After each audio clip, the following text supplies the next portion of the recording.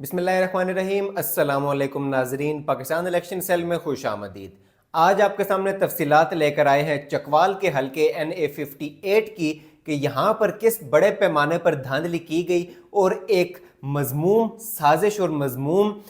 उस प्लानिंग के तहत जो है वो पाकिस्तान तहरीक इंसाफ को जो नशिस्त हैं पूरे मुल्क में हरवाई गई हैं। उनमें से एक नशिस्त ये भी है, इसकी तफसीलात आपके सामने मैं रखूँगा। यहाँ पर पाकिस्तान तहरीक इंसाफ के कैंडिडेट थे अयाज अमीर और इनके मद्दे मुकाबिल थे मुस्लिम लीग नवाज के ताहिर इकबाल। अब जैसा कि तमाम फॉर्म 47 जितने भी हलकों के जारी किए गए हैं जिसमें पाकिस्तान तहरीक इंसाफ के कैंडिडेट को लूज़र डिक्लेयर किया गया और मुस्लिम लीग नवाज के कैंडिडेट्स को विनर डिक्लेयर किया गया, उन तमाम फॉर्म 47 में और उनके बरक्स जो फॉर्म 45 हैं जिसके बिना पर जो है फॉर्म 47 बनता है, उनमें खुला तजाद है, खुली धांधली जो है वहां पर पाई जाती है। आपके सामने तफसीलात रख रहा हूं कि किस तरीके से ये खुल्लम खुल्ला धांधली की गई है चकवाल के इस हल्के NA58 में।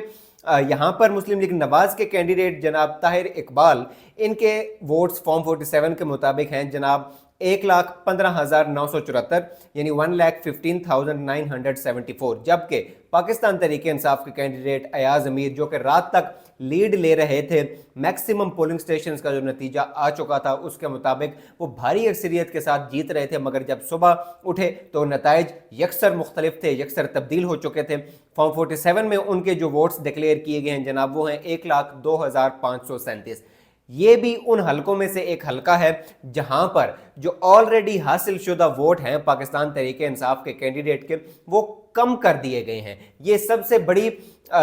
बड़ा जो सिकम है जो इस पूरे प्रोसेस में वो यही है कि एक हासिल शुदा वोट जो हैं वो कैसे कम हो सकते हैं। हासिल शुदा वोट फॉर्म 45 के मुताबिक एक कैंडिडेट जो लीड में जा रहा है उसके फॉर्म 47 में जनाब वो हासिल शुदा वोट, ऑलरेडी हासिल शुदा वोट जो डॉक्यूमेंटेड हैं, जो पाकिस्तान इलेक्शन सेल ने भी जिनको डॉक्यूमेंट किया, उसके अलावा मुख्तलिफ न्यूज़ चैनल्स ने, उनके नुमाइंदों ने जो गाहे बगाहे जो तफसीलात आ रही थी,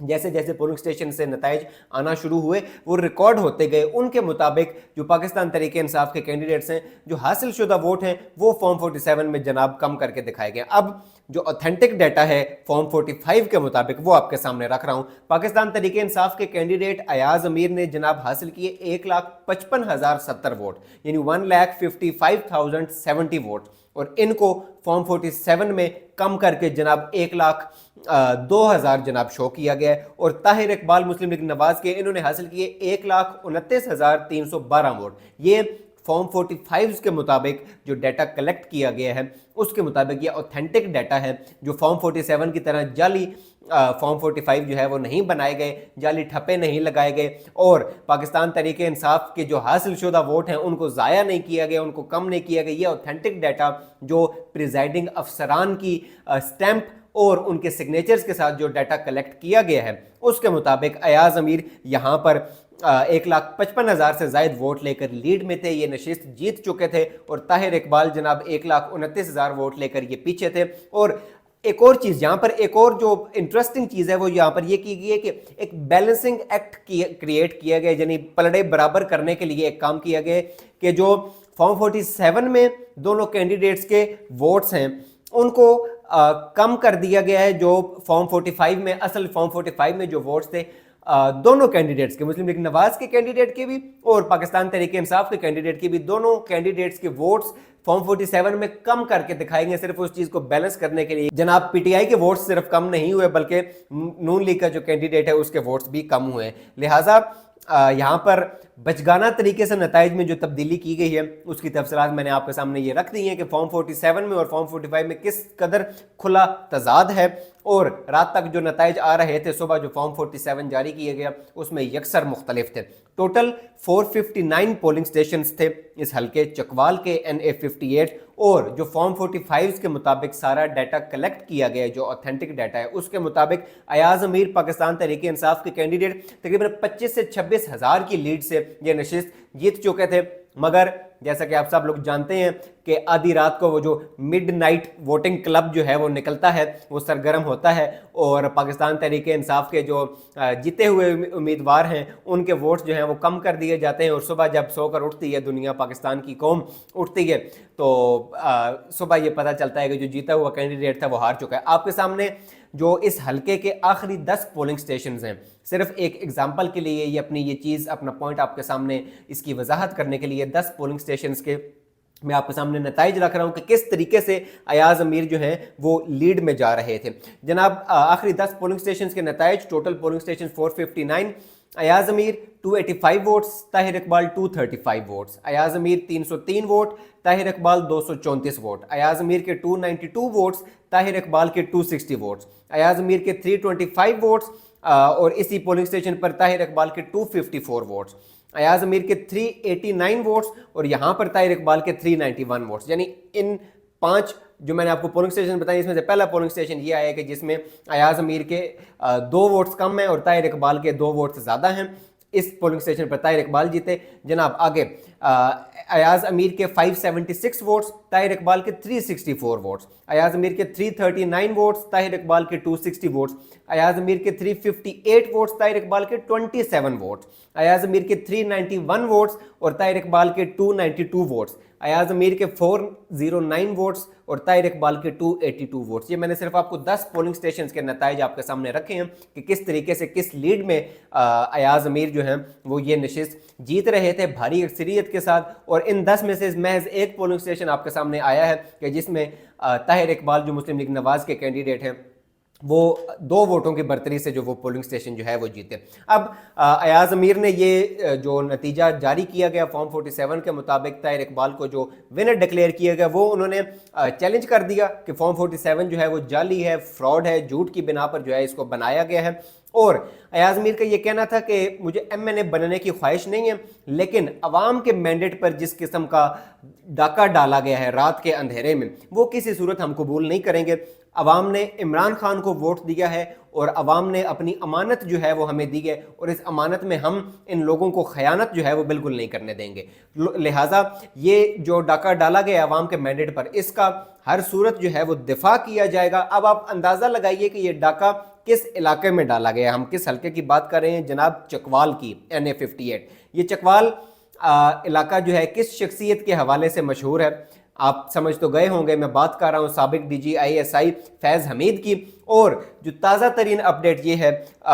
کہ فیض حمید بھی جنرل باجوہ کے ساتھ عمران خان صاحب کی جو حکومت ہے وہ گرانے میں برابر کے شریک تھے. PDM کے جو سربراہ تھے جناب مولانا فضل الرحمان صاحب، انہوں نے ایک ٹی وی چینل پر انٹرویو میں یہ چیز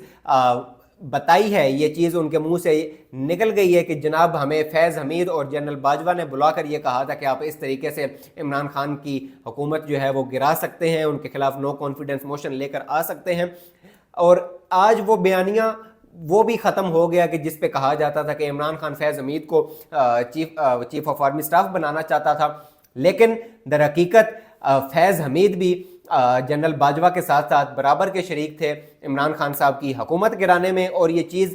جو PDM کے سربراہ ہیں جن لوگوں نے یہ کام کیا ان کے اپنے منہ سے جو ہے وہ دیکھیے خدا کی قدرت کے ان کے اپنے منہ سے یہ چیزیں نکل رہی ہیں. لہٰذا یہ سازش بھی جو ہے وہ بے نقاب ہو گئی ہے. کس طریقے سے عمران خان صاحب کی حکومت کے خلاف